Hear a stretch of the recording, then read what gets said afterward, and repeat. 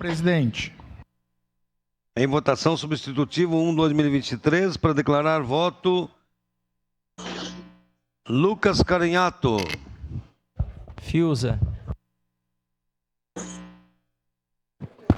Agora sim, obrigado.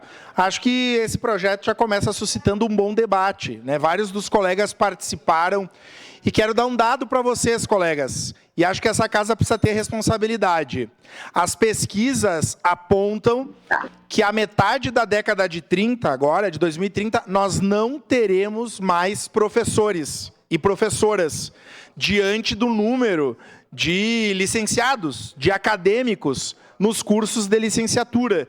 Essa é uma responsabilidade que nós temos também. Pensando que em Caxias, o plano de carreira, ou seja, a condição é ainda uma menos dificultosa da rede pública municipal se comparada à rede estadual e outros municípios.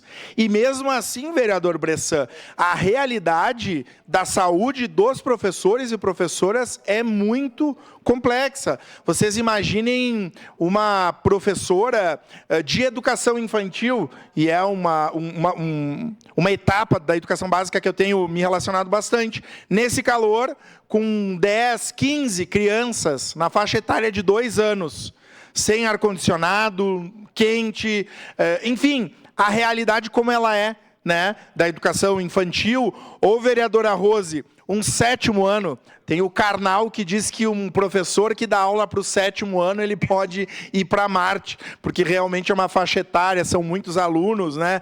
Estou usando esse exemplo porque ele torna nítida a situação. Quando a gente fala de saúde, nós estamos discutindo a saúde mental, mas eu lia sobre o alto índice, por exemplo, de hipertensão e de diabetes nos professores, porque trabalham às vezes 40, 60 horas. Aí tu não consegue ir para casa almoçar, leva um sanduíche, come um X, uma bobagem, e isso vai alterando em todos esses processos. Que a gente possa, o ano que vem, se aprovar dessa lei, e eu espero que sim, por unanimidade, fazer essa casa, junto com o Poder Executivo, uma bela semana discutindo a saúde dos profissionais de educação, em especial dos colegas e das colegas professores. Obrigado, presidente. Obrigado.